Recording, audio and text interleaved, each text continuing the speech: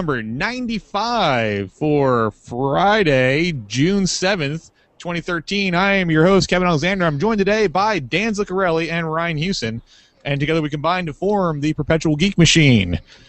How are you gentlemen doing tonight? Very excellent. That's good to hear, Ryan. I am well. All right. Good to hear that as well. Sorry for the late start. If you're waiting for us to get started on the video podcast, we're talking a little bit behind the scenes. We'll get to that later in the second half of the show.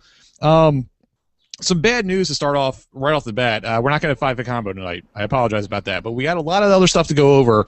In that I could just hear him clicking off. I could hear them just hitting the button as fuck this on the podcast. We're losing listeners left and right. We're just going to talk about bullshit the entire time. We got a nice varied section of what you've been doing, and we'll take a little break and then come back after that. And we're going to talk about. We haven't talked about the Xbox One yet. So we're going to. That came out like 10 years ago. I know. X-Bone, I believe, is the proper pronunciation of that. That is the best hashtag ever. We got a couple things to pimp after we do that too, and it's exciting. It's all fun stuff. So let's not. New horse. Yeah. New horse came in last week. Why new selection? They're awesome. So shiny. So let's not waste any more time. And I love that Ryan. New horse smell. Why don't you tell me what you and I have both been doing in our first thing on our list here? I did. We've been watching Netflix unmake a huge mistake, I believe. That is. A Netflix semi-original series, Season 4 of Arrested Development. Yes. Fascinating what has happened to that show. Yes. I'm completely intrigued. Do you want to go for it first, or do you want me to just dive right in? Let's start off where we are. I finished it yesterday. Okay, I'm not quite done. I'm say 3/4 of the way through it. All right, and Dan's only like a quarter of the way in. I'm like 4. I think I'm episode 4 or 5. Okay, so the first thing that everybody should know is that it is very the format is different than the first 3 seasons of the show. What they do is they take each episode and they focus on a single character. They even change the credits slightly each time and add a little layer of the music, like some kind of a flute or something to the Game of Thrones. Kinda, yeah. It is like Game of Thrones. And they'll say it's Job's Arrested Development instead of just it's Arrested Development. And so they'll focus on one character and what they've been doing the last 6 years. And as they do that, they start to reveal little snippets of other storylines that start to cross over and intermingle and all that stuff, and it's very, very clever, just as you kind of expect Arrested Development to be. But it's also very different. The show almost feels completely different because of this, because you have these characters that we're very, very familiar with doing things we're completely unfamiliar with. Yeah, I get the feeling that one of the only reasons this thing was able to be resurrected, because as we know, this really almost never happens to TV shows ever. Mm-hmm. I think the only way they were able to get availability on all these actors again is because they don't appear together very often, which is a little bit of a shame when you think of it at first. But I do think that they knew this early on, and they've, rather than try to write around it, they've leaned into the fact that they can't get everybody at the same time. So what you've ended up with is this ridiculous Byzantine Celtic knot of a plot structure that almost feels like a time travel movie to me. Yeah. The way it constantly crosses and crisscrosses and re-crisscrosses all the time. Like you're watching the same span of time. Like you really have no idea how fast it's happening and hopping around. It's quite incredible. And it actually demands more of the viewer than the original series did. And that's which is really saying something, because it's obviously the famous line was that it was too smart for Fox because people actually have to think and there's no laugh track. Right. This one just amps it up. And also all the episodes are basically as long as they want now. So they are between 28 and 38 minutes, depending on what they felt like that day, which does make it feel different. It's not quite as tight, and I feel like it's a little bit meaner. It has a little bit more of an edge to it. It's definitely darker. There's some darker stuff in there. I mean, like maybe openly calling her mother a whore, I feel like maybe wouldn't have happened in the previous series. But they still bleep out a shit. To keep it consistent. They've always bleeped it, and it's always been funnier when they bleeped it. So, but when Michael says, if you want to blow him, I'll wait. You're like, whoa, man. And they openly call one of the characters, they completely out them as gay. Mm-hmm. It's just... Finally, it's something that you don't really... You didn't really... That was funnier when they hinted around it, but it's not... They tackle it in a way you don't really expect, which makes it funny. Oh, it's been 5 years since I blew myself. Yeah. So, but I still find it's. I would think it's. I mean, I've only seen it once so far, but I think it's the weakest of the 4 seasons. But it's saying the weakest Arrested Development season is still better than most other seasons of TV shows. And it's this cleverness of the twisting plot, playing with time, and intermingling the characters that makes it entertaining. You're saying this is the least good Beetle. Yes. This is Ringo. This is the Ringo of the 4 Arrested Development seasons. Yeah.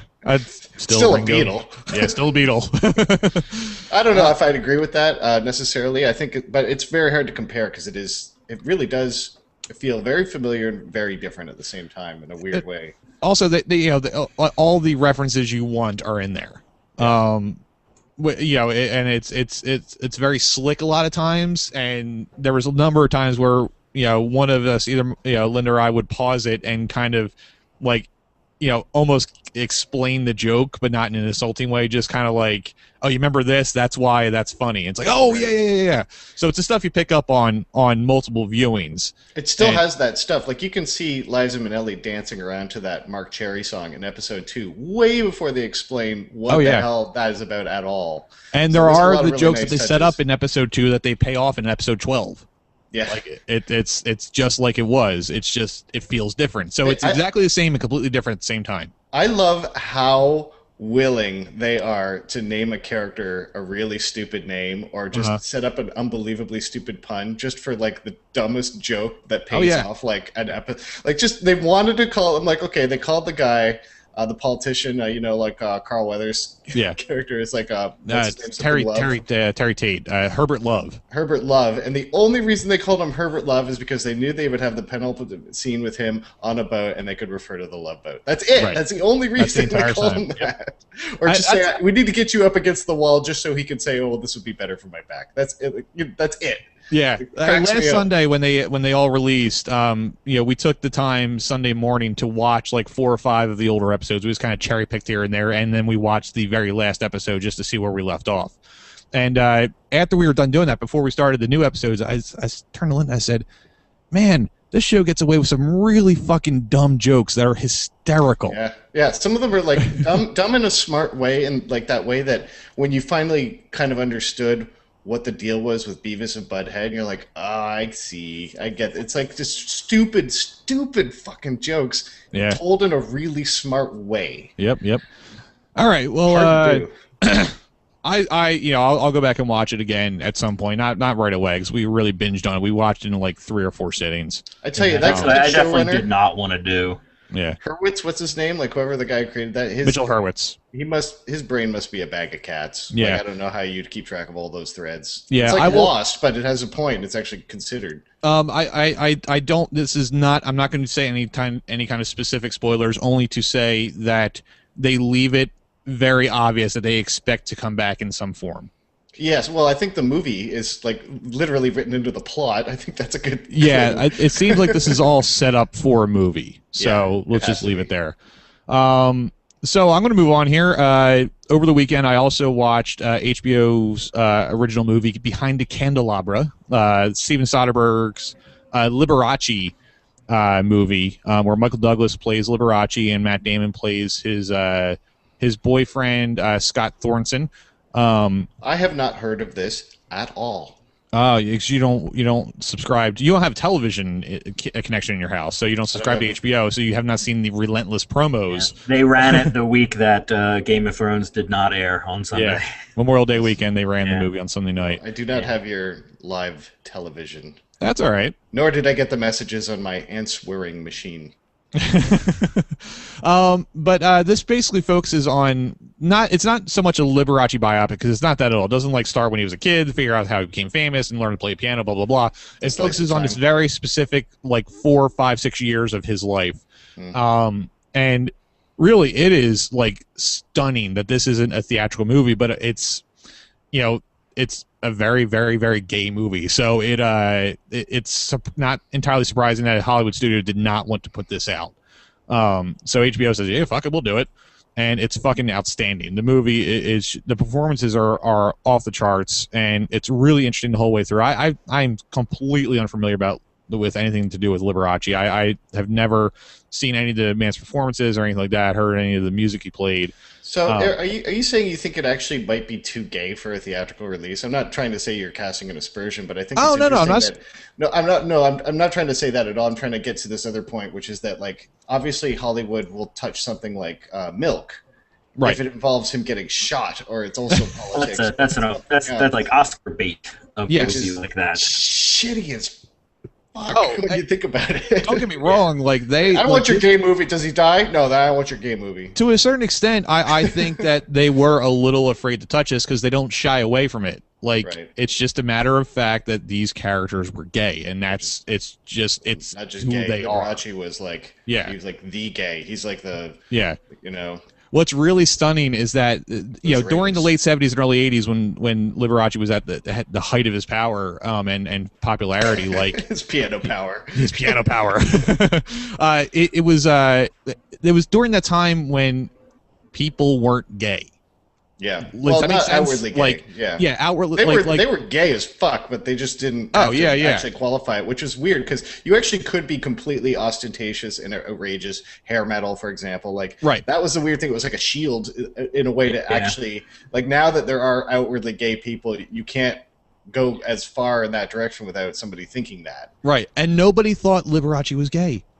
He had women throwing themselves at him in fan mail and at the shows and that kind of stuff, and he actually went after, according to the movie, he was so disgusted. He sued a British newspaper because they called him gay, and he won.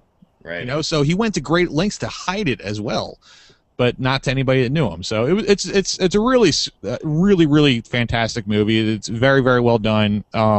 Well worth watching. I'm sure HBO is going to be running it on loop practically for a while. So he seems to have a thing for the biopics. Did you guys ever see his giant 2-part Shay? No, I never did. It's a real long film, and a lot of it it's super long, and a lot of it is no music, just very sparse, very documentary style kind of thing. It's fascinating, but it's definitely an investment, and it's there's no way on earth he thought that was going to be a successful film. It's a art house project. Yeah, it's a passion project. He makes Haywire, and then he gets 2 of these. Yeah. That's how that goes. All right, Dan, I'm going to pass it over to you. So why don't you tell me what you've been doing? I spent the weekend at the Wizard World Philadelphia edition, or Philadelphia train stop, I guess.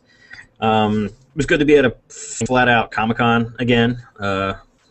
Doesn't really some good pictures. There's some really great elaborate cosplay reaches. I got some great cosplay stuff. A lot of BioShock, and specifically BioShock Infinite pairs.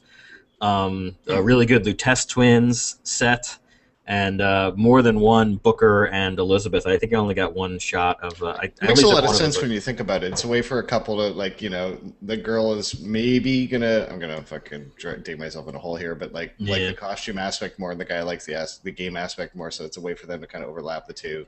I think there's definitely a good shared experience thing there. That's one of those games where my wife watched me play a good chunk of it. If we were into doing the costume thing, it would definitely be open. And the Elizabeth costume is pretty nice looking. It's a good looking dress that she wears in the game, and it's not like slutwear or anything like that. So I don't think it's not embarrassing to wear either. A couple of splicers too from BioShock 1, which was really cute. A ton of Doctor Who stuff, obviously, because it just tantamount to that group, especially with women. But it was great.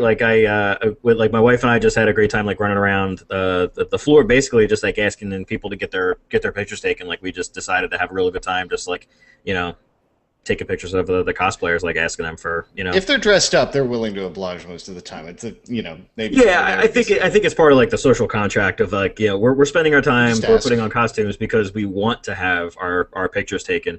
So it was one of those things where they're totally cool for it. My favorite stuff, and hopefully there'll be a gallery up by the time this episode goes live to download, not actually listen to now. But there was a good number of I don't know that there's probably a term for it, but gender bended, where it was the cast of Firefly, but it was all women dressed up, things like that. Or there was actually a girl dressed like a Jedi leading around a slave Leia, but the slave Leia was her, I don't know, boyfriend or husband or something, and he was rocking the metal bikini and everything, which was like certainly gathering like a large amount of crowds, and he was actually like laughing and having, I don't know if like they like flipped a coin and he lost or what, but the costumes were really well done. I was actually really impressed by the quality of costumes. They've gotten significantly better every year that I've gone, and it's you know, it turned into a thing now where like every year I've gone, there's more and more people getting dressed up. So I actually really like it. I still don't have much of an interest in doing it myself. I did rock my fez again. That's about as far as I go. The fez seems to fit well with the con world, but and also it fits. You know, it's a call out to your Doctor Who folks. Sure, and there you know, there's a lot of them there. There was you know, there was actually multiple full size TARDISes there for pictures and for pictures and whatnot. The plural is Tardai. Tardai, yeah. Please. So yeah, I don't Tardai. I don't know if you can actually no, that wouldn't be correct because the TARDIS is an acronym, so it would still be a TARDIS. The S is silent. But it stands for space. It can't be silent. I don't make the Time Lord rules. Either way, we have a great gallery coming up about it. I'll have a little bit of a write-up for the show, but it was, I mean, I guess the Wizard Worlds are based heavily on like autograph stuff, and then obviously the merch. Like there's, you know, there were some panels and whatnot, but I didn't go to any.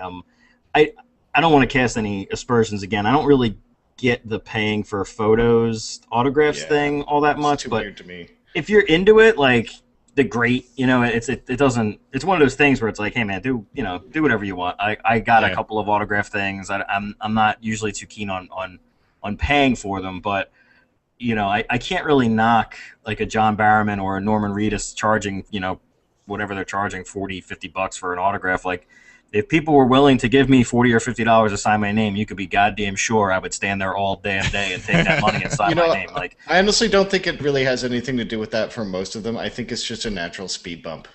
You know, like you have to put some sort of charge in there just so the lineup isn't just eternal. Yeah, if it was a free autograph, they just stand there all day. Yeah, I mean, you definitely have to do. I agree, and then I think there's also an element of if my autograph on this picture sells for $30 on eBay, then if I'm signing it for free, I'm really just like, you're making money off of me for no reason, and so you need at least something, like a newspaper could be free, but they charge 35 cents just to give you like some sort of, like you said, roadblock to like, but besides that, a pretty boy like John Barrowman, he's got to make his money while he can, his looks won't last forever.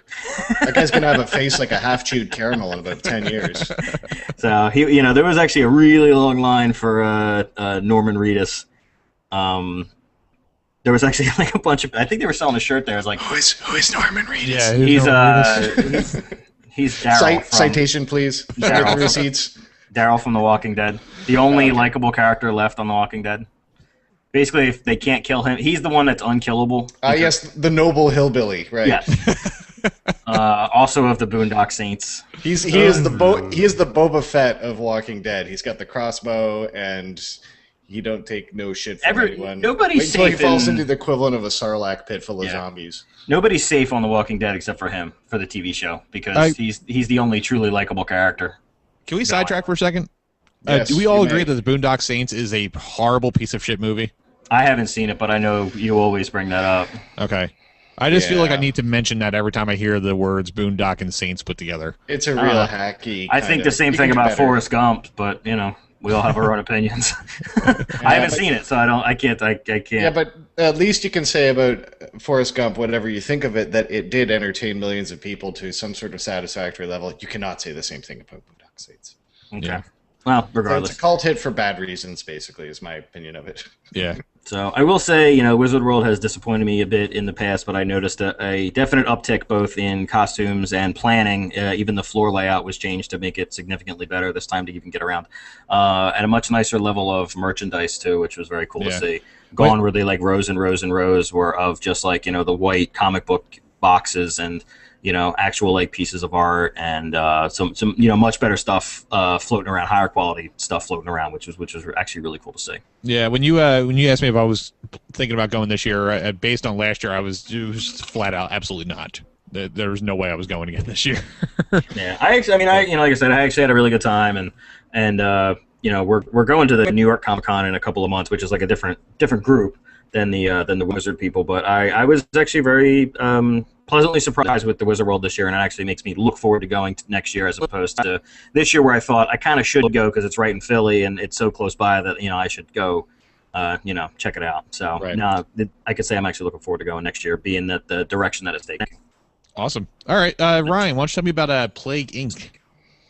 Plague Inc. is an iPad game where you create a germ that wipes out the whole planet, and it's not actually all that good. But I wanted to talk about it. I actually enjoyed it. I did it too, but that's why I wanted to talk about it. Do you not like it because of Madagascar? I don't think it's just very good, but I think what it is it's this glancing blow off of something that could be really good. And it sort of is getting this mileage that it doesn't understand in a weird sense. Because you start this germ, and the idea is that you get DNA points for infecting or killing humans. And so the idea is obviously to wipe out everyone on Earth. And it's quite tough, at least in the version I played, which was refusing to pay for any premium type bullshit, which it does throw a ton of at you. I must have played this before they did any of that. Oh, there's a lot in there now. Like it always wants like pay this $1 for this next germ type or $3 for the whole like list of mutated augments or whatever. So you do get a lot of that at the beginning, and I was like, no, I just want to see how to play it as a meager bacteria. And I named my germ RYN1, and I just kept renaming them each time as I went through it just to see how many tries it took me. And it took me 9 to finally kill everyone on Earth. Good job, buddy. Fucking pesky humans just kept fighting back. A couple times I got like 6 billion or whatever, but then that's not enough for a win condition. It's all about the slow burn, man. As soon as the humans know that it's a thing they have to start fighting, then they start working together. So you need to be in there and like keep the the symptoms, the show symptoms as low as you can while you push. I actually did win with a devastating sneak attack on 100% of the infected population. Nice. So I infected the entire planet without anyone noticing, and then I changed to I turned off all the transmission vectors, and I mutated it immediately into a disease that caused insomnia, insanity, comas, so they couldn't be productive to work on it. Yep. And also caused massive pulmonary and arterial failure. Yeah, I was like, slide it in as quiet as you can, and then when you're good, then you just turn on explosive diarrhea and watch the numbers just skyrocket. They went crazy the first time when I threw this thing out, but it killed so many people so quickly that they just couldn't fight back fast enough. And I kept resequencing the DNA. So it's cool that you do this thing in this very unbelievably clinical, sterile, kind of boring view of you spend most of the game looking at a map of the world. Yep. And you're watching this little red creep go across it, and every so often a little bubble comes up, and you tap it, and that is the game. That is the whole fucking game. You spend your points, and you kind of ponder and consider that stuff, but then you just get out of the upgrade menu, and you just watch to see what happens. But so it's still thrilling when you see like a plane take off and it's red, or a boat take off and it's red, and you know that, all right, boom, I'm into England now. That's what I mean. Even though you're just kind of watching it play, because as soon as they find out, as soon as the world figures out it's a disease, you'll get messages like, England has shut all their airports, or England has shut all their ports, and if you haven't managed to spread the virus into there yet, you're kind of boned. It's very hard to break into that territory, which is why I said at the beginning of this, like, fuck Madagascar, because it's really hard to get into there. That I actually, like, a couple of times had just started the disease there to figure, like, all right, this is the way to do it, and then we'll just spread out from there. Because, like, do you choose America? Do you choose, like, India? Like, Indonesia is the Australia in terms of Plague Inc. Like, you always start in Indonesia. It's pretty much a massive shipping hub for everything. But so it was fun. I actually did enjoy watching it, like that clinical view of it, of the red spread, and you could see it like when you change something, and it would like up the spread of it, or up the infectious rate, and the red across the map would just like grow precipitously. Yeah. You're like, there was like a weird, like, all right, I'm doing this. This is good, even though this is what I mean by, like, there's not enough to it. Like, I think there is the beginning of a pretty great idea in this thing, but it's too boring looking, it's too sterile, and it's too okay, you tapped at the hexagon that has an icon that's supposed to represent cysts. You've got cysts now. Yeah, Great. there was a PC Doesn't game. change I want to anything, say you it was know? called Pandemic. That Yeah, had more. there That was a had more to pandemic, it than and this. Yeah. yeah, it's a Not to really be- cool idea. And even when you finally win, like the message that you get is essentially, like you get to the 95% mark, and it's like RYN9 is about to eradicate humanity. The rest of the humans are now dying with no hope, cold and alone, in holes in the ground. You're like, Yeah. huh? I got that as a text message, huh? Yeah. It's sort And of then like it just goes, yeah, you win. Here's your score, and you're like, it's the kind of ending you'd get in like an NES game. Congratulations. like it just the music doesn't stop. It's just a hard cut to a screen that says you win. Do you want to see a graph? So it's not like, again, I actually think the person's got something, but I just don't like the way, like, it's a weird thing where I want someone to rip this game off and do it with better production value. That game's already kind of a ripoff, so they could, you want somebody to take Pandemic basically and make that into a Kinda, yeah, a proper touchscreen device, because there's just not enough to do in it. So I did weirdly spend a lot of time in it, but I've got that like Skyrim disease where I blew 20 hours in this thing and don't like it anymore. Yeah, I actually played it a ton, so I know exactly what you're saying.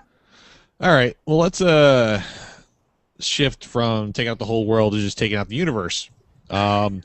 So you remember a while back, Dan and I both read John Scalzi's The Old Man's War. It was the first book in what became a series. And that was basically there is a struggle for territory universe between the humans and all the other various races that are out in the galaxy.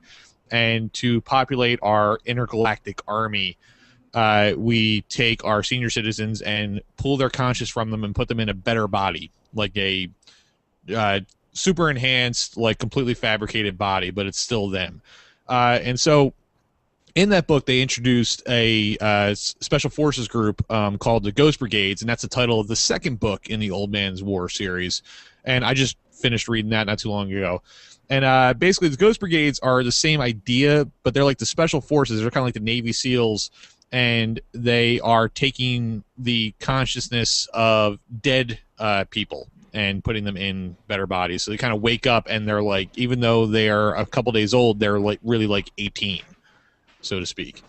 And so this book centers on three of the races, including the humans, are coming to a head, and it's all because of a turncoat scientist named Charles Boughton, who disappeared, and they're trying to track him down. So before he left, he basically made a copy of his conscious and his whatever you want to call it. And so they develop a way to put it into, like, basically create a Ghost Brigade soldier from his conscious to see if it will awaken him, and they can find out where he is and what he's doing and go and capture him and, bring him in, essentially. It doesn't quite work correctly, and instead they create a special forces soldier named Jared Dirac. And so it just kind of tells the story of that. If Boughton's conscious comes forward in Dirac's memory and things like that, what triggers it, things along those lines. I really like this series so far. I really loved Old Man's War, even though it wasn't like spectacular writing or anything along those lines. I really, it was very approachable. What's that? Yeah, I've read that too. It's really good. Yeah, I think so too. Dan, you liked it as well, right? Yeah, it's like Ender's Game, but with old people. There you go. And so I enjoyed it, but that's what it is. Yeah, I mean, I It's don't in the title. Right. So again, this is another one. It's easy to read. You blow through it pretty quickly, and it's just got some fun concepts and ideas in it, just like any decent sci-fi offering. And if you listen to us and you picked up Old Man's War, don't be afraid to jump right into Ghost Brigades and head on into that. And that's really all I have to say about that. So why don't we talk a little bit about Princes of the Dragon Throne? Yeah, I'll talk about this. Wait. Yep. Can't hear you, Ryan. Oh, sorry. There you go.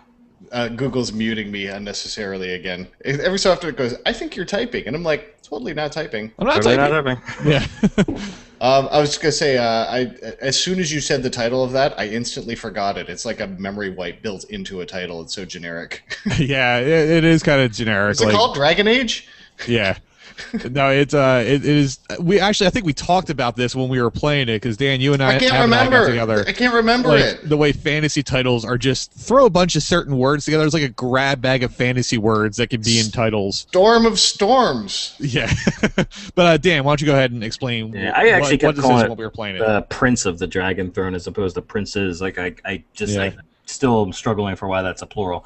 Regardless, it was. Well, this was actually interesting to me personally because it's the first like prototype board game that I've ever been sent to play. So it's like a clearly pre-production type of thing.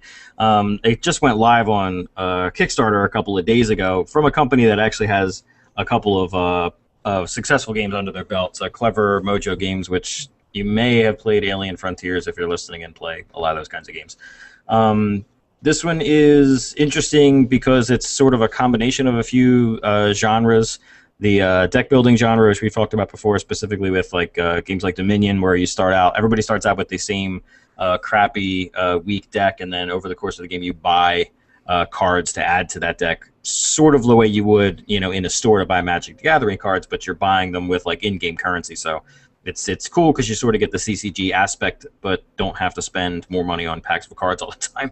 Oh, so it has its own internal currency system for the cards. Yeah, like in Dominion, not to get too far. There's money cards, there's point cards, and then there's action cards. So you can acquire the money cards, and then when you every turn you'll draw 5 cards, and then if you have money cards in your hand, then you can spend those to buy cards from the table and add them to your deck, and then when your deck runs out, you shuffle your discards, and now the cards you've bought become into your deck. So over the course of the game, your deck becomes more and more powerful by using that deck, to acquire in-game cards.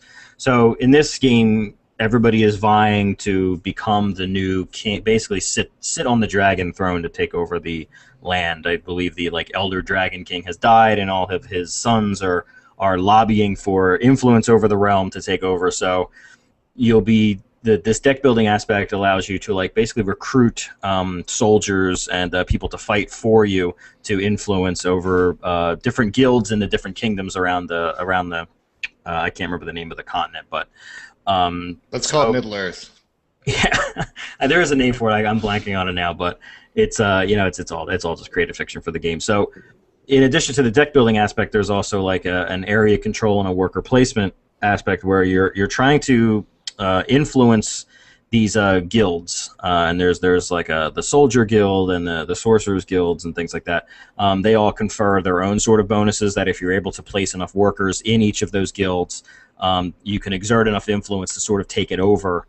Diplomatically speaking, there's actually no warring going on in the game, which was kind of actually, it was neat once I realized it, that you're not actually killing soldiers so much as you are just exerting your influence over these guilds to gain their support in the throne, to make your claim to the throne, and they give you extra bonuses to then continue to exert your influence over other areas of the well, that's important, isn't it? Really, yeah. You need that skullduggery aspect. Yeah, but it was actually a nice change of pace from having just killing soldiers. I'm just going to take this overall militarily, that the crux of the game is to exert this influence to then help you when it comes to the voting, or to exert the most influence for the throne. Well, that was always the weakness in Risk. I feel that's the core of the weakness in the Risk setup, is that you can be pretty brilliant, but you're still very heavily at the whim of a die roll. So when we would play Risk, the politicking was overt, it happened as we played, and everyone just assumed that you're not really talking to Ryan anymore. You're talking to the Littlefinger version of Ryan. You just nobody could trust anybody with anything. Have you ever played Diplomacy, Ryan? No, I have not. Okay. Maybe I should. It's essentially Risk. I love fucking people over. Do I get to do that? Yes, it is Risk. Right. It is Risk without a board. Imagine Risk, but as a murder mystery party. Well, that's just the UN. Yes, no, that's actually pretty much what this game is.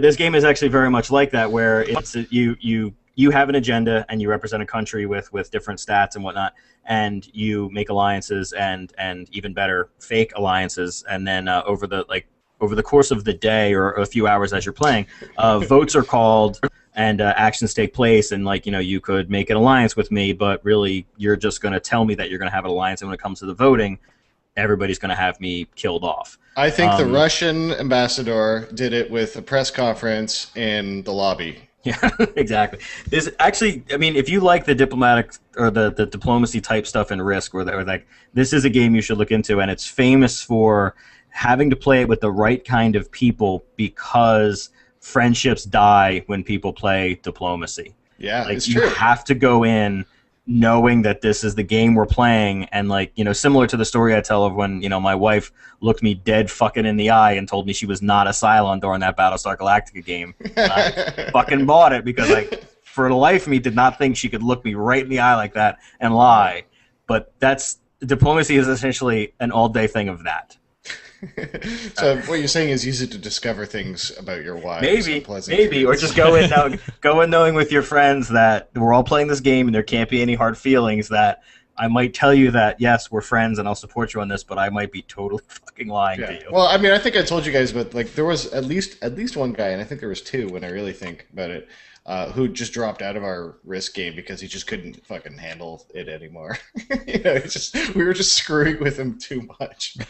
But the Princess of the Dragon Throne actually doesn't have any of that in it, but it's what I liked about it. And I had a chance to play it a second time, Kevin, after we did the first time of the game like this, because it's a more complex game than I think we usually play. I would put it like above like a Lords of Waterdeep because it combines a couple of different genres together. What I really liked about it when I went back and thought about strategically later how the game should be played, and that it actually combines those different genres very well. The deck building stuff doesn't feel bolted on to the worker placement or the area control stuff. Like, they do complement each other very well. And while I wouldn't say the game is mind-blowing by any stretch, I will say it's totally unique of games that I've played or seen. I'm sure there's other games out there that have combined these things together. I can't just... That kind of means something coming from you. It's never been... Yeah, I can't say it's never been done before, because I'm sure it's been done before, but while I saw the gears clicking into place, I was impressed with the ideas that they came up with to combine together. Like, I really do enjoy the deck building stuff because, you know, like, I kind of think of the deck of cards as like an engine, and like the cards I acquire need to keep powering this engine through, and I can buy a lot of like points cards and Dominion. Like, you can buy cards that are worth a lot of points at the end of the game, but they don't do anything during the game. So you have to be very sparse with buying them during the game, because the last thing you want to do is draw your 5 cards and have them be 4 point cards and 1, you know, gold card. Like, the point cards don't do me any good till the very end of the game. So I need to like be sparse in buying them. I need to keep that engine running, and then as my final act, basically start loading up on those point cards when I can just clog the deck down and not worry about trying to like power through it. So that's a tactical element that you're describing. Like, that's you know, the things I would describe, because I think that you and I have a lot of overlap in this area, but that are skewed slightly in that, like, I've often viewed card games as essentially just blank modular systems that have units, and that's all you need. Is as long as you've got units and there are things that you can hold and hide from other people, then you can build a system from that, right? Yeah. And you know, the things that I like about stuff like XCOM, which is like, I love the tactics-based games, which is you see this insane complexity arise out of the simple systems that are elegant, and that causes surprising things to happen. You know, I guess, you know, what we would, you know, sort of eye-rollingly term emergent gameplay if it was in an open world system or something like that. But so in this game, there's like there's always 6 cards face up on the table that any players can buy at any point, and they're basically, like I said, recruiting those soldiers. So you're still working against each other and have to have a strategy where, like, if you notice another player is buying a lot of the soldiers that require like influence in order to recruit them, then I might want to focus on the ones where that I can bribe with like money instead, because if I come up just short of acquiring enough influence to be able to buy this card, but then Kevin buys it out from under me, then I just have all this influence, I have all these tokens in front of me that I can't do anything with. Yeah, I just wish I could remember the name of that. There is, like you said earlier, Dan, there is a shit ton of stuff going on in Princess of the Dragon Throne that is put together very, very well. Yeah. In my head, I'm calling it Pot Doctor, P-O-T-D-R. I'll remember that. My other favorite thing about it is, like, you can recruit citizens or you can recruit dragons, because this is a land dominated by dragons after all. Really? The dragon cards, like the dragon soldiers, in order to activate them, like to play them, you have to feed them sheep. Like, you acquire sheep from your farmers, and to make the dragon like exert this influence to basically, like, you know, to enable him, he requires to be fed sheep first. So you can play citizen cards and you don't have to worry about acquiring enough sheep to, like, you know, send these dragons out. But I just love the aspect of I'm playing my Azure dragon. that dragon requires 3 sheep to go do what he needs to do. So in addition to, like, you know, buying those cards and shuffling them into your deck and doing that whole engine, you have to make sure that you're exerting influence over the right guilds to be able to bring in the resources that you need to really make the deck that you're building work, which is the totally unique part to me that I actually really liked. Yeah. Downside of all this is that it's a very expensive game because there's a shit ton of miniatures with it. The game is like $100. It's unfortunate, but really, with most of these games, you got to remember they're printing like 3,000 to 6,000 of these things, and that's usually it. Like a successful retail run is like 4,000 games. So it's that small. Wow. For a lot of these like boutique games, especially a game like this, Right. you can break through with like a Zombie Dice or a Forbidden Island or something like that. That, you know, you can get for $20 and you can get it into Target. See, This those is guys. a game that's never going to be in, you know. So, well, hopefully, here's how most of these companies, what they do. Like, they'll do the Kickstarter, and if they get like 3,000 backers that want the game, they'll try to make 5,000 to 6,000 copies of it. Then they can fill the backers and then send the rest to retail. If it sells through quick enough and there's enough of demand, then they'll make a second print run. Right. And then, you know, a 3rd edition, 4th edition, 5th edition, whatever. That's all bullshit. They need to start a website where you can download and 3D print these things, like Theme Forest. Honestly, we're less than 10 years away from being able to do that. We absolutely are. But for the moment, especially when you're dealing with miniatures and not like wooden figures, like the prototype we had wooden figures in it, but the full $100 version is going to have miniatures. Like there's like 100 and something different miniatures, different Right. dragons and soldiers and sheep and, you know, whatever. So it's a really cool game, and it's I think the price is justified with the amount of crap you get with it. And if you're into the slightly heavier types of games, I do actually think it would be a very good fit for a good gaming group that wants this kind of thing. So, I mean, if it was me, I would almost suggest trying to split it with the other people in the group. If there's 4 people in the Set group, it up then as a recurring thing and split the cost. yeah, it's There's $25 from each of you to buy this 4-player game that really does have a good amount of depth of strategy to it. So we've been playing a lot of games over the last few years, a lot of different games, and this is one of those games that would probably more so than the other ones we played so benefit from multiple playings over and over and over again with the same people, just to really start to develop the strategy. Because, like, you know, we played like half a game because between figuring out the rules and that kind of stuff, and but it would definitely benefit people to keep playing it over and over again. I think the game will reward you if you do that. Yeah, what I've noticed with a lot of these games is that the first time you play them, and this might be true for you, you know, if anybody listening at home, if you're just starting to get into this stuff, the first night never goes well. A lot of times we never even finish the game the first time we play it because there's a lot of rules questions. Everybody's like tossing the rule book around, and I'm even very open about when I start to see the strategies develop to say, oh, this is what the game is doing, or this is what it's expecting us to do.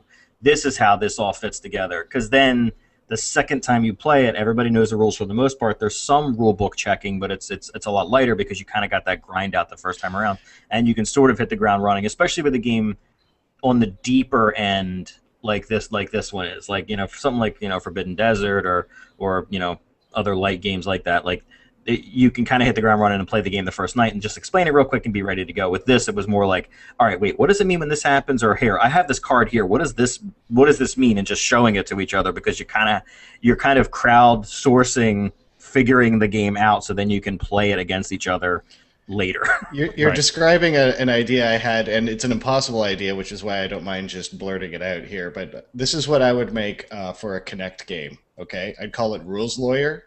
And you'd point the Connect at whatever game you're playing, and it would have a whole bunch of rule sets built into it. And as soon as somebody started to do something wrong, it would just go like, Hey, can I just? and then you hold up the card, and it's like, you can't do that. You have to wait until this turn. Like, it just tells you, it just watches you. Otherwise, it just doesn't do anything. It just like, there's no screen. It just goes like, like it just interrupts. And it's sort of the brilliant part. You can't play that right now. There is actually no pass go thing in that Monopoly turn. Like, it would just know about games and just watch your game and just be like, that guy is cheating, or that person has not got the right idea. It is sort of the brilliant part of like the Xbox Live board games, right? Like Ticket to Ride and Carcassonne when those first started coming out. Yeah, because it's a great way to teach you how to play the games. Like like I said, we've been doing this now for a decent amount. So when we start to see the rules, like nowadays, like when we sat down, you can just say, all right, so it's got the deck building stuff like Dominion. There's a little bit of a power grid thing going on over here, and I'm pretty sure we're doing like a worker placement Lords of Waterdeep thing over on that side. All right, so that all fits together. Let's figure out where this goes. But so it's as an introductory thing, it's a tough game to jump into. So just if you find yourself or your gaming group like struggling that first night, or it like really slogs down, and you look at the box and it says, I don't know, man, it says 60 to 90 minutes, and we've been here for 2 hours.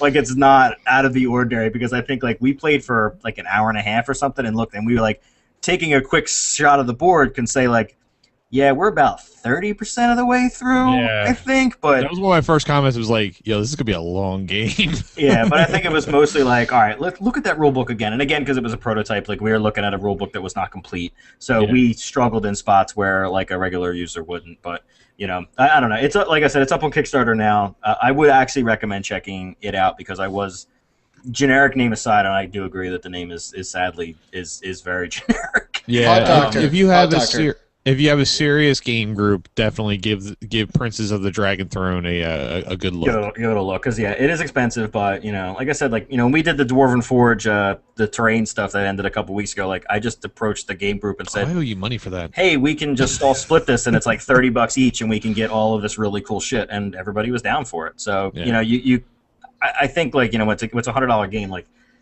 you're not playing it by yourself, so you don't necessarily have to buy it yourself either. All right, that's it. Let's finish out what you've been doing, Dan. Oh, all right. I'll just mention this real fast then. So, the 3DS eShop has actually been releasing some pretty cool shit lately.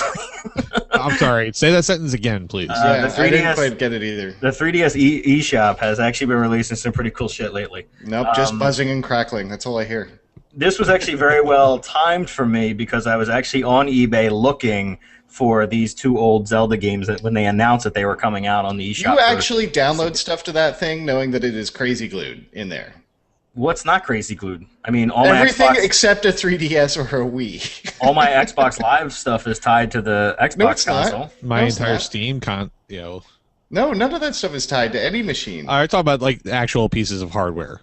I'm talking about, that's the only thing where if you download something on a 3DS or I guess a Wii U and you lose that Wii U or it breaks, then you're fucked unless you file a police report to Nintendo. You know what's going to happen if my 3DS ever breaks? I'm going to like move on with my life. Like I enjoy it, but it's not like it's not. I really do enjoy using it. I've been using it a lot lately, but I wouldn't replace it. Like it's. I mean, I don't know. Like if I bought the 3DS, so like the 2 Zelda games are actually like. So your review is like, it's fine if it went away. For what it is, honestly, for $5, it's fine, because to buy the Game Boy Color cartridges are significantly more money, and then I'd have to go buy another Game Boy Color because I can't find the one that I have anyway. Yes. They released these 2 Zelda games that can be played in either order. They're both kind of run concurrently. It was Oracle of Seasons and Oracle of Ages. They came out in 2001. It's amazing that in the 2000s the Game Boy Color was like a thing. Like it feels like we should have been.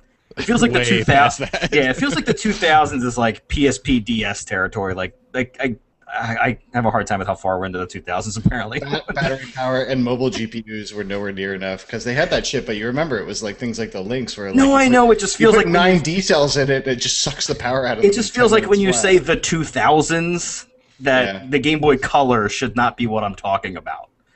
But I've learned as I've gotten older, the 2000s are really just the 1990s part 2. Yeah. So either way, and to answer your question, Ryan, Oracle of Ages and Oracle of Seasons were $5 a piece. So if my 3DS broke, I would be able to continue on with my life. 10 iPhone games. Or, 5 without ads. Or a really sweet-ass booster pack for Plague Inc. I could buy, like, some FIFA cards on Xbox Live. Do you know how many hats I could buy for my avatar in Service X? I could buy 4 horse armors. I mean, there's actually much better places. Like possibilities are endless. By the way, fun fact: Toronto Police horses have armor. Of course they do. They have they bought the DLC. They have the horse armor. Nice. I could buy a 10th of Princes of the Dragon Throne. Oh, it sounds like crap when you say it that way. Either way, I've actually really been enjoying the game, and it's I've always wanted to play these, but I never did. So for $10, I got. It's actually funny. The 3DS has turned into the Legend of Zelda machine because I've been playing through Ocarina of Time, the special disc re-release they did too. So I'm splitting my time between Ocarina of Time, Oracle of Ages, and I haven't started the other one yet, Oracle of Seasons. I'm going to play through Ages first, but for $5, it's a cool way to get through because I mean, not a lot of us have Game Boy Color sitting around. I'm just one of those assholes, and I don't even know where it is. So this was a cool choice because I don't think they've ever re-released this before in any sort of like digital format. So I'm actually, I was kind of psyched that they announced it. This was the thing they announced during the last Nintendo Direct thing, and it just hit a couple of days ago. I want to say the price is going up after a month, but for the first month they're $4.99 a piece. So, gotcha. Make sure you have enough blocks available on your DS or 3DS. Last time I saw blocks on a device I actually owned was Commodore 64 floppy. Had stuff described in blocks. Same thing. Also locked to your device. Naturally. All right. Well, we're going to take a short little break. Wait, I can take that disc to my friend's house. What the fuck are you talking about? You can make a copy of that disc most of the time. I sneakered. I was like the sneaker net champion. Don't copy that floppy. I did anyway. Having two floppy disks was like having your first dual wheel boombox. No, the first time you did the hole punch trick to double side it, I was like, yeah. I can't believe that works. I can't believe this works. There's no reason that should work. I was flabbergasted when that worked. Yeah, we just lost 90% of our young viewers. All right, well, we're going to take a short break. 5.25 inch floppies. And you know what that save icon is on the top of all of your programs? That's just the save rune now. That's all that thing is. It doesn't mean anything. It means more about the icon than the disc. Yeah, it's a rune, and you know that notch and the rectangle means save. It operates the same as like nobody really knows where the play pause like icons originated, and at this point they're just icons. At least that makes sense in terms of a tape direction or something that spins. It's an arrow, right? Like the floppy icon is just pure space rune. Explain to me record then. It may as well be the Halo logo. It's like what? All right. All right, like I said, we're gonna take a short little break, come back on the other side, and bullshit for a bit. So, Expone, you guys enjoy your breaks. We're gonna enjoy ours, and we'll see you on the other side. Right, you guys seen this video of people reacting to last night's Game of Thrones? Yes, I haven't watched it yet. But I'm actually thinking of recording my wife tonight when she watches it. She has no idea. She has no idea it's coming. I'm not going to tell her a single thing. She has no idea that this is coming. Somebody made a Twitter account for it too that I posted last night. It was like Red Wedding Tears or something. Yeah, Red Wedding Tears. Yeah, he's just regurgitating everything of people complaining that they're gonna stop. Pretty great. I like people are like, they killed everyone I like. What the fuck am I even watching anymore? I wondered the same thing. Yeah, I know. I just that one Survivor GIF where you see the two women in the front. And the guy in the background just going. I'm like, that is like somebody needs to caption that with. They already did. Game of Thrones reader, It's already out Game there. of Thrones viewers. Yeah, look at that. Jeff Green retweeted it today. Look at his Twitter feed. He's got it. Somebody put the captions on it. Oh my god, I was just making that up. That actually exists. No, seriously, it exists already. Yeah. Son of a bitch. I didn't read that. I just made it up just now. All right, I'll be right back. I'm just kidding. Yeah, I'll be right back too, actually. Dan, you got to hold down the fort during the halftime show for the viewers. Oh my goodness. All right, they're going to watch special bonus content. Just get off your clothes and do your routine. It's Dan reading Twitter. just read random tweets. No context.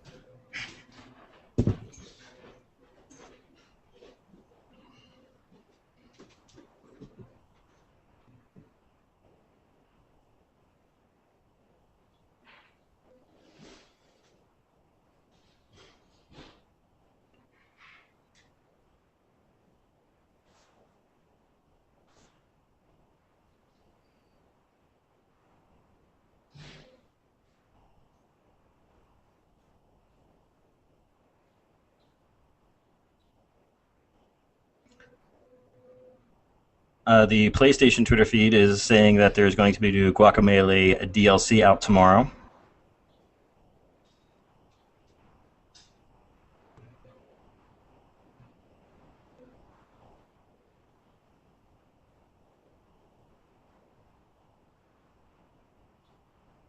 Phil Fish is going to make an announcement on Friday about an announcement, so watch out for that.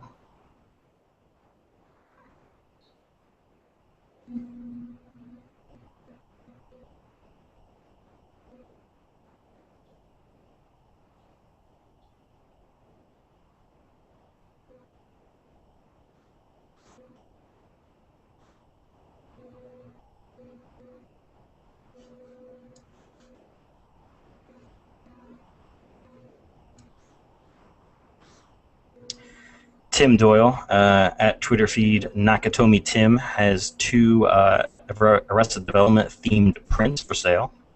They look pretty cool.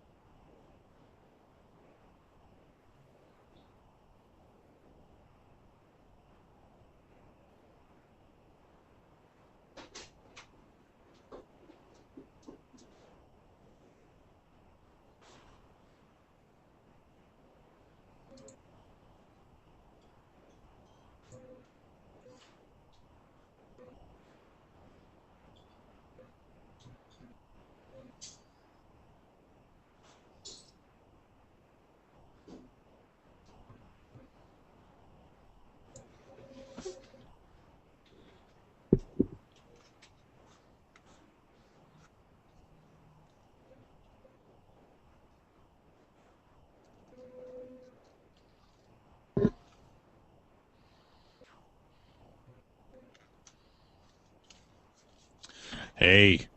Yo. My headphone pad was starting to fall off.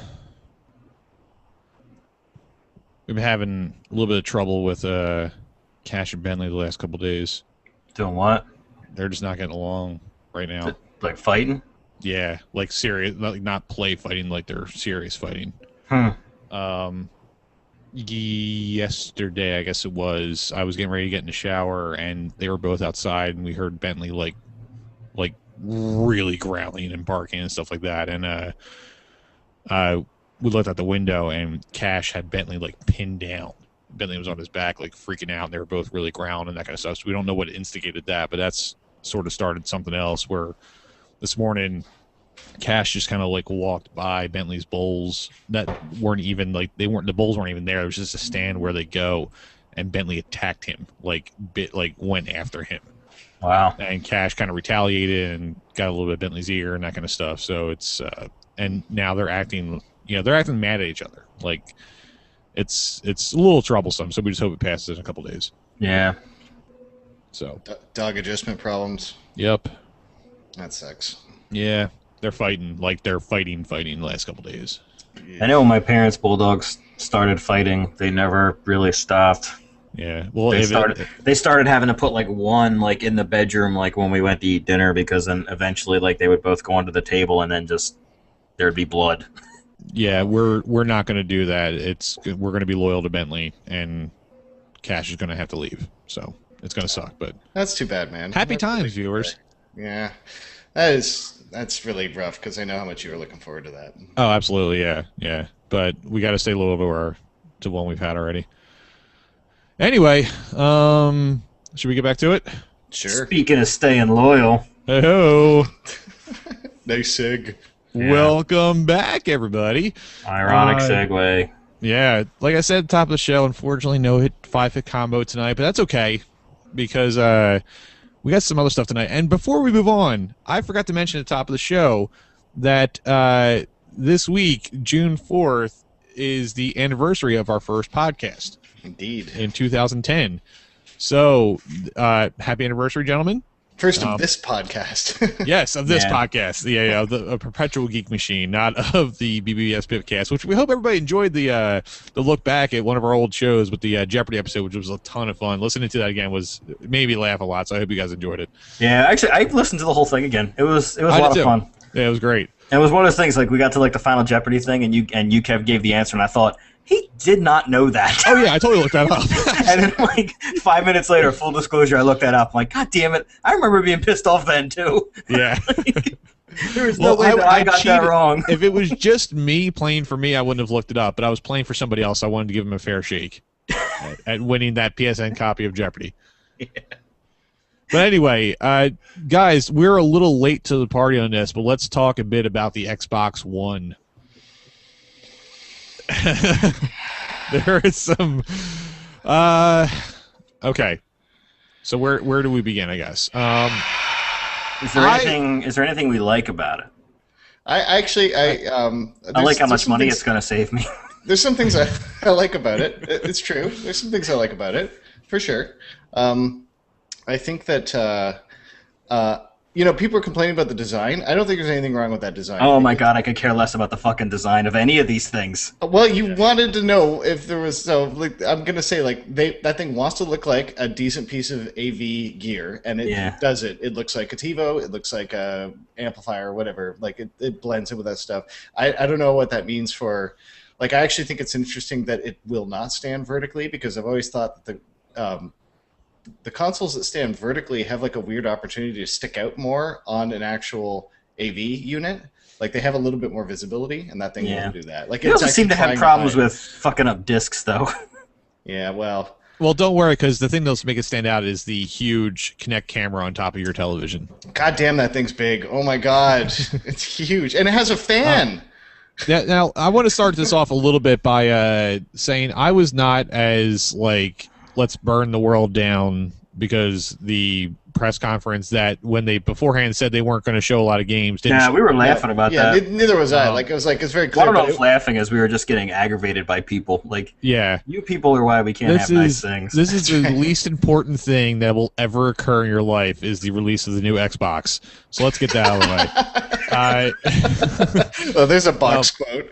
Well, it really is. I mean, come on. In the grand scheme of things, who gives a fucking shit about any of this stuff? That's it. Tune into our live E3 Hangout next Monday. It started at noon Eastern. Speaking of which, we all took off work so we could sit home and talk about it all day. Yes, we did, but you added the schedule. So, but it's what my point. My grander point is, this is none of this shit is worth getting as angry as everybody seemed to get. Really, honestly, though, none of the stuff we get angry about is worth getting angry about, and the stuff that's worth getting angry about, we never get angry about. So really, this is just par for the course. Right. Yeah, and one should not I'm usually one of the first ones to just kind of rush forward and go like, stop being such jaded motherfuckers, Yeah. So it's very weird for me to talk about this sort of thing, because, like, on the one hand, I think as an actual strategy, it's probably not bad at all. They're going to try and take over the entire U.S. cable market. They'll probably get a good chunk of the U.K. as well. That's an enormous market. The current state of cable boxes is horrible, and this will be an enormous upgrade for those things.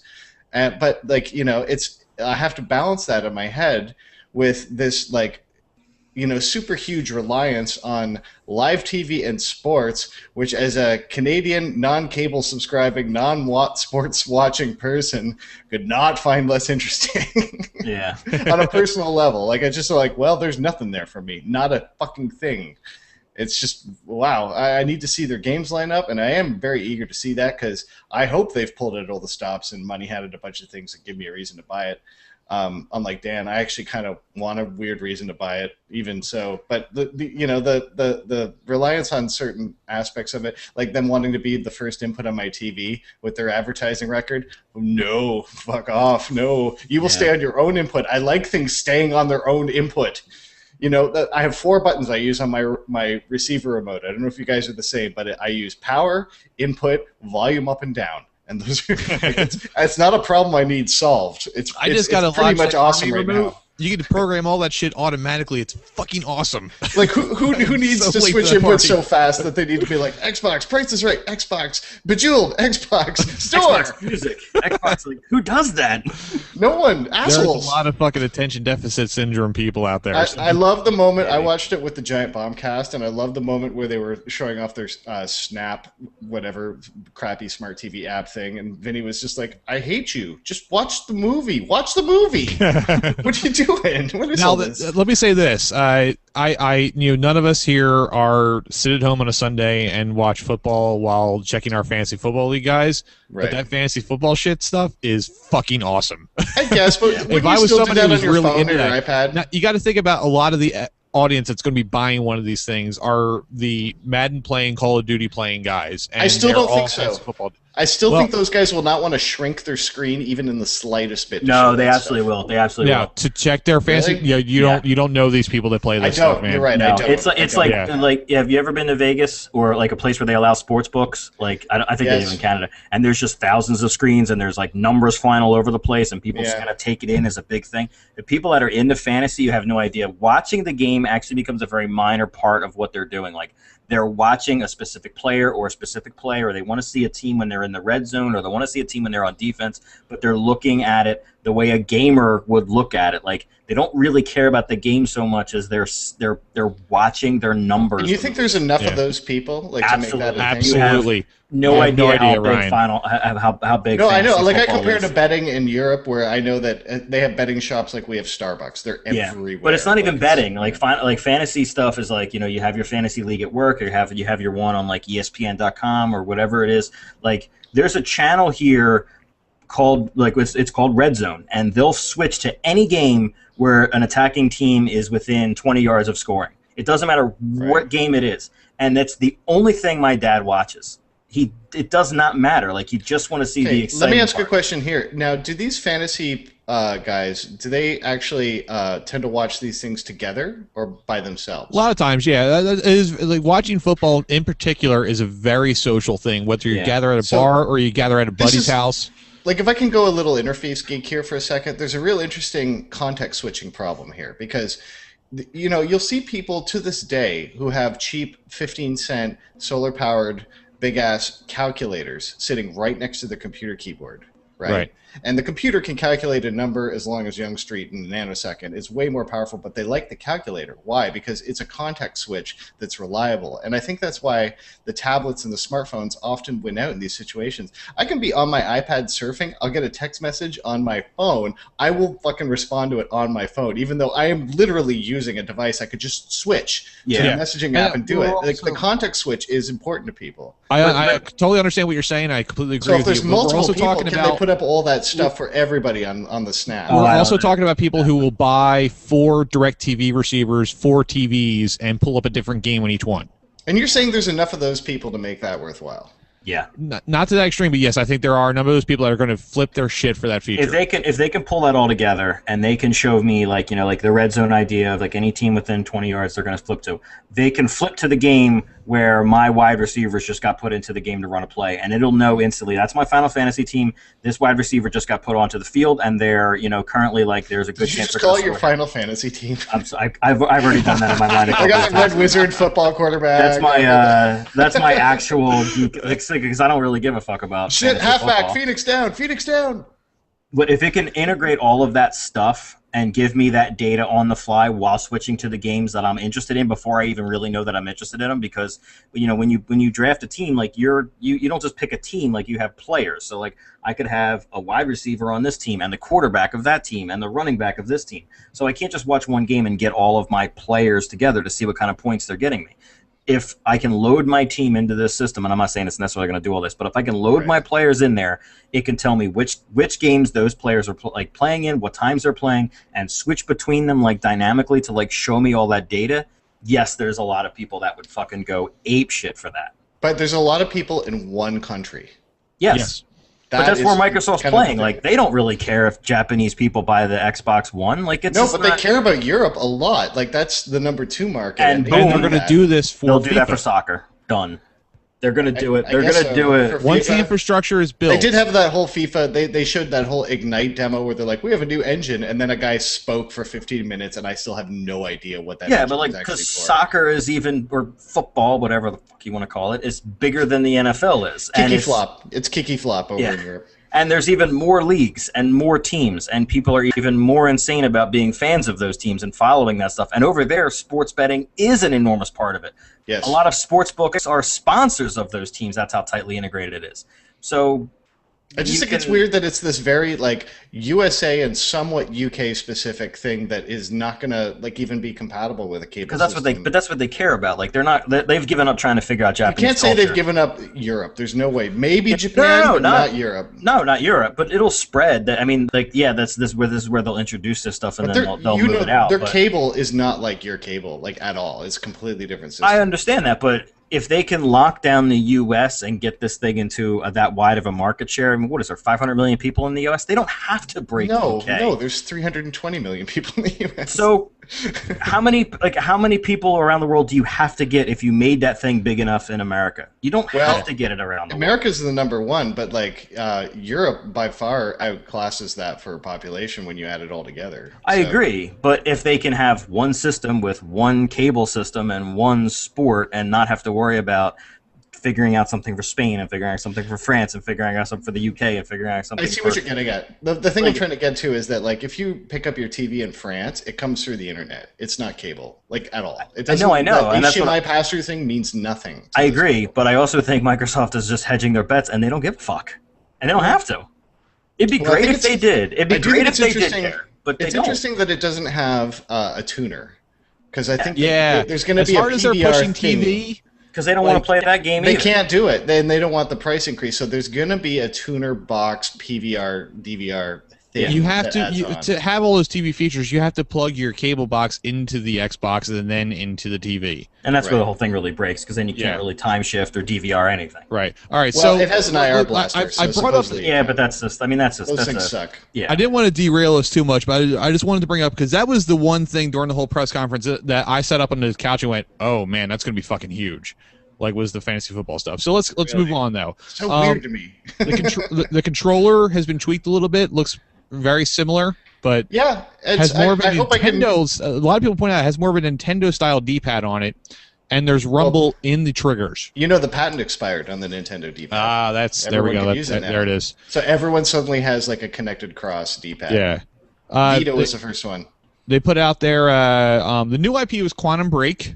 Whatever that is. Yeah, whatever it is. TV show, game. Put that with Princess of the Dragon Throne for generic titles. Yeah. Forza 5, which, you go to car games to go look how fucking gorgeous this stuff is, and it does look amazing. Wait, what? Sorry? Forza 5. Oh, Forza. I heard Force of 5 for some reason. No, sorry.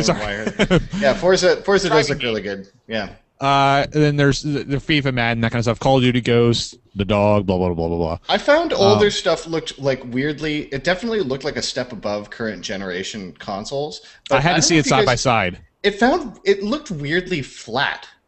Like, to the point where, we used to make fun of Unreal stuff for looking all shiny and going crazy with the bump maps. Like, everything had glisten on it, like it would have been raining or been, like, sprayed with Crisco or some bullshit.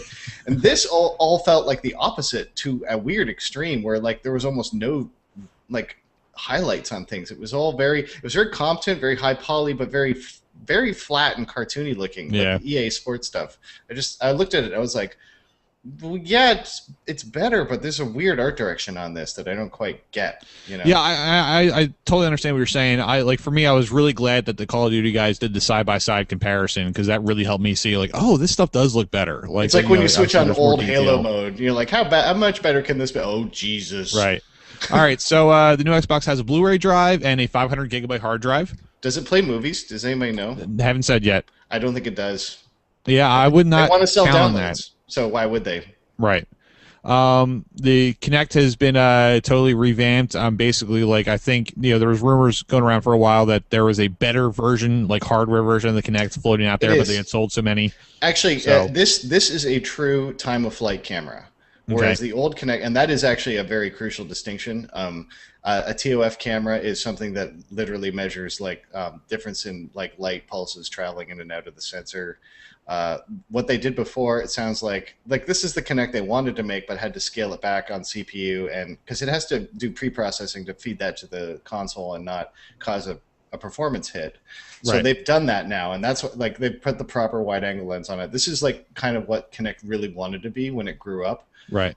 You know, I'm still a little bit annoyed at the way Microsoft mixes all their natural interface stuff into one brand. Like, the speech commands are probably, in my estimation, 75% of what makes that thing cool. And you don't need a fancy skeleton tracking camera for speech commands. You need a pinhole camera that costs a dime. But, you know, like, this is part of the thing. And I kind of want to see them do good things with it. I just not sure if it's the, you know, I can pinch video sort of stuff. Now we kind of breezed over it real quick, and we mentioned the Snap stuff, and I totally agree with you guys in terms of like who's going to use this. But looking at that and knowing how fucking slow the 360 dashboard is now, that stuff made me sit up and go, oh, fucking finally! Like they improved the responsiveness of this stuff. Yeah, I look at it and I think these are smart TV apps. For now, yeah. Apps I mean, there was a time when the dashboard wasn't that slow either. Smart TV apps all suck, and these are just fancier smart TV apps. I actually have almost no faith in this sort of thing, and I will be happy to be proven wrong, but I don't think people actually want to do that with their TVs. Oh, I don't think they do too, but as long as the stuff, I don't have to sit there and wait, like, you know, for simple commands, like just get out of this game and go back home. Yeah, that's fine, but I'm happy to do that with a task switching button. I don't need to go, Xbox, go home, you're drunk. Now, the complicated issue that I think the three of us can agree, I want to assume something here, that to us, this is going to matter for the first 6 months to a year to people. It's going to matter, but the backwards compatibility stuff. Yeah. And personally, I don't give a shit. I'm just keeping I have 2 HDMI free. I'm good. I anticipated this. Right. I just don't see where this is going to matter beyond a year out from the launch. It actually does not bother me in the least. I don't buy a $400 piece of hardware so I can play my old games on it. I do think it's fascinating how many people mentally have a hard split in their minds between the digital download and the disc, because as we know, they're identical. It's really just loading from C drive or D drive. That's the only fucking difference. But people are like, yeah, I didn't expect the disc to go, but my downloads, man, fuck that. And I'm like, that's really fascinating to me that you think there's a difference there. But they do, and I think it's because of iOS and Steam. Yeah. Like they have been conditioned, and there's no denying that. You know? No, not at all. Yeah. I understand that. A lot of people are going to be super pissed about that when they're just going to assume that Xbox One will do that stuff, and when they get home, they're going to be mad. Like there's no way around it. Yeah. The only thing I'm bummed about is losing all the Rock Band songs that I. Well, that's what I was going to say. Like my Rock 360 is basically, and my Rock Band or my 360 is basically going to be a fancy karaoke machine. Yeah, why not? You know, to keep around for parties. You know, that's about it. I'm actually not sure where people got it in their heads that companies need to make every system work with the previous system. Right. Like, I don't know why. I don't know where it's not common. No. That's what I mean. I don't know where we got to a point where you just expect that. Like a developer can, or the manufacturer just flips a switch. Like, oh, shit, we forgot to check the backwards compatibility box. Like, it's fucking, like, it's a new processor. It's a new, if you want the shit to look better, which you really, really actually do care about, like, you can't. Maybe it's like, you know, like, if you're an Apple user for a long enough time, like, you've been down this road before where, like, also, it's a little bit of tough love, but they go, yeah, it's a different processor. Well, like, on Apple, you have to check. You have to check per app. Everyone's like, Apple does it. I'm like, no, they don't. You have to check every single app, and a lot of them are compatible back a ways, but you do even have now, to check like, on a per app basis. There's no guarantee at all. When it was like OS 9 to OS 10, for the most part, Apple told people to just like suck it up. Well, there was Rosetta. Actually, you can't say that about that. No, there was some, but even then, there was a lot. There was like 100% compatibility with PowerPC. It's just slow. That's all. Yeah. But they had it. You can't take that one away from them. But I do think it's an interesting point. And one thing I would just add on to that is I think that people should keep in mind that both of them, Sony and Microsoft, that have yet to release, they've both made the hard choice that actually is the most encouraging for future backwards compatibility. They've both now gone to x86 instruction set. So if there is that subset of the first 2 and the first 3 Xboxes that are only available on like high bandwidth video streaming, and then everything else is actually compatible forwards because they've gone x86 and they're probably not going to go back, then that's great. They bit the bullet where they should. In fact, that basically means 64-bit, right? Well, yeah, a lot of this stuff doesn't need 64-bit floating point precision. Like, really, you need it in the GPU, if anywhere. But yeah, because they're x86 64 processors. Like, it's an AMD.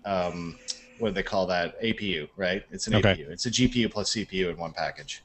Right. And the Xbox CPU and the PlayStation CPU are identical. They're both Jaguar AMD cores.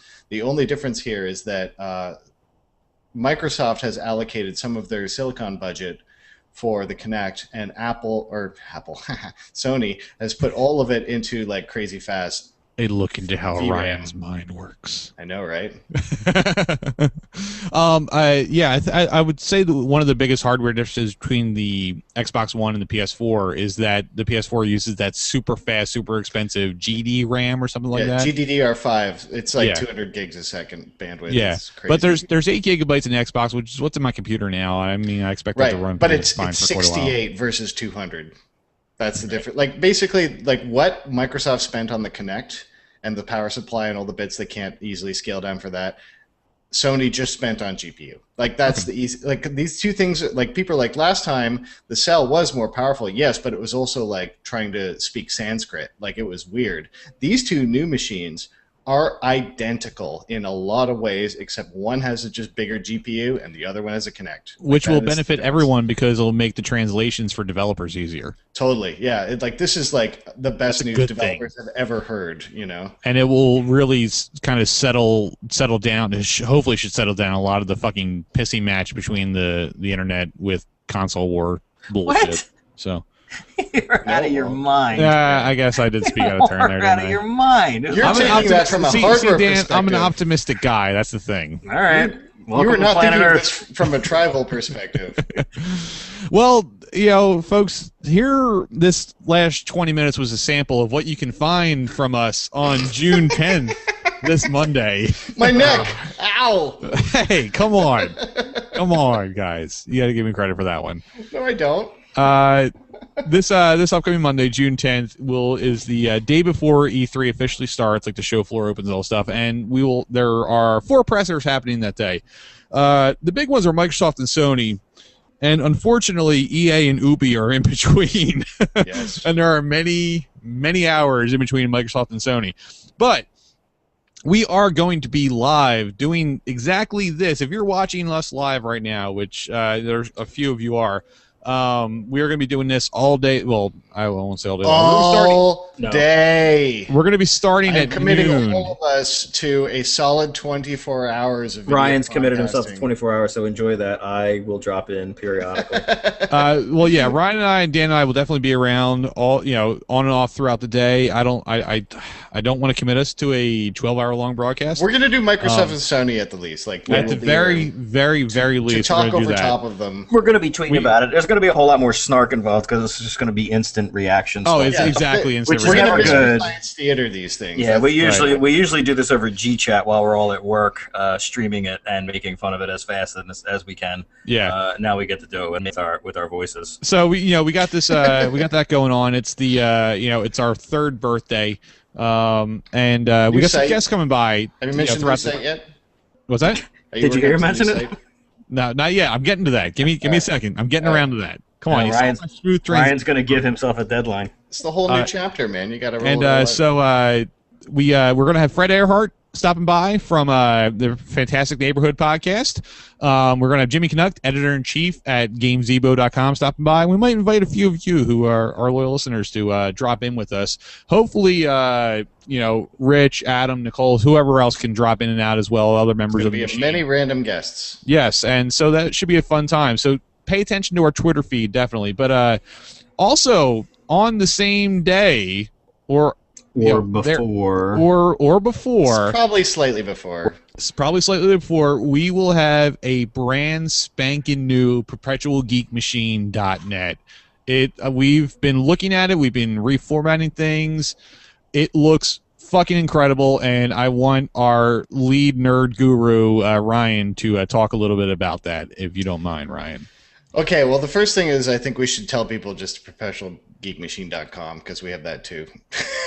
I was looking back at that, and I was like, we really should just be... Because we had pgmshow.net. We have the full URL .com.net. We have pgmshow.net, I believe. We've always used .net, man. I know. I'm just so used to saying that. I know. I just feel like we should just use the .com. We've always been at war with Eurasia.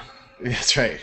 War has changed. War has not changed. So this site, Dan and I have actually gnashed and wailed over this thing quite a bit, because we both agreed that the old blog format was, frankly, stale. Tired, and just not very engaging, and just, even though it's only a couple years old, it was, sort of following an old metaphor. So what we did was we've actually taken a theme and modified it to the point and where it's pretty much unrecognizable to the original site.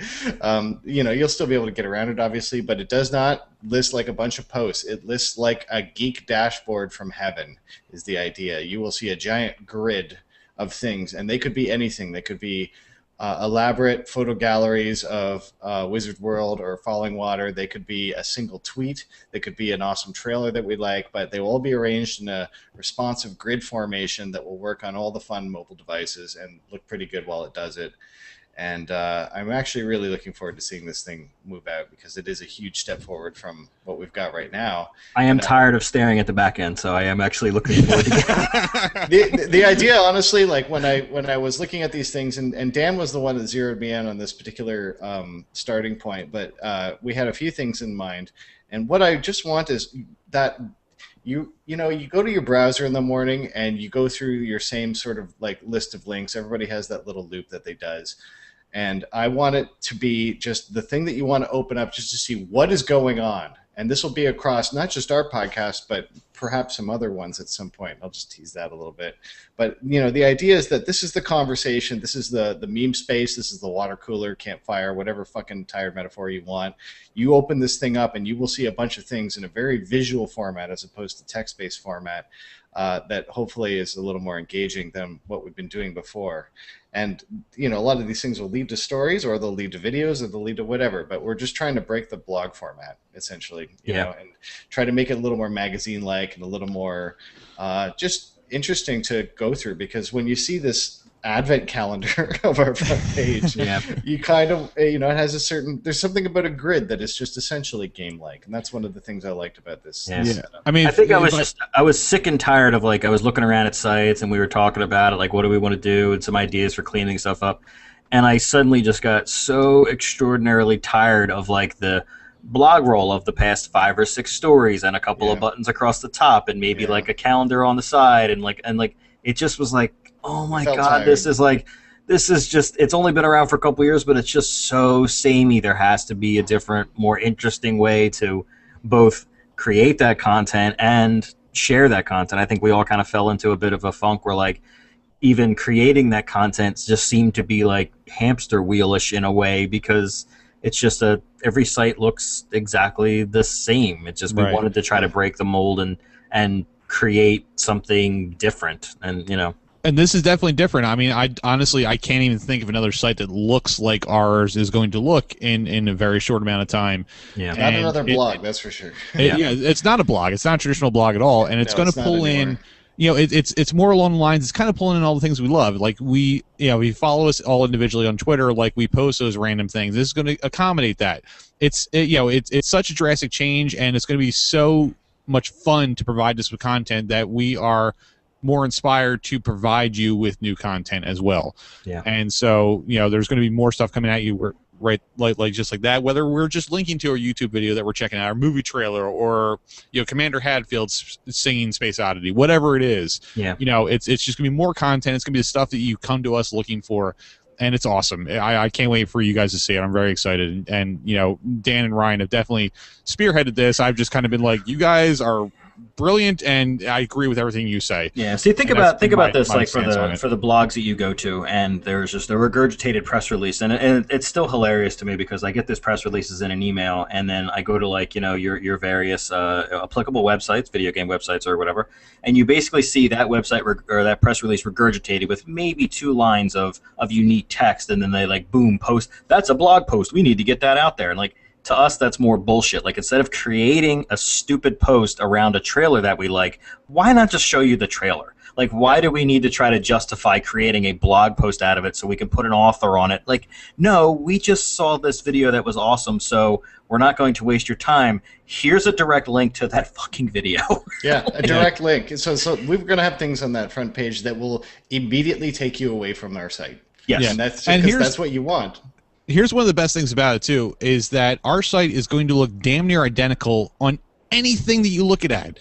If you have an 800 by 600 monitor, it is highly our responsive. site is going to adapt to it.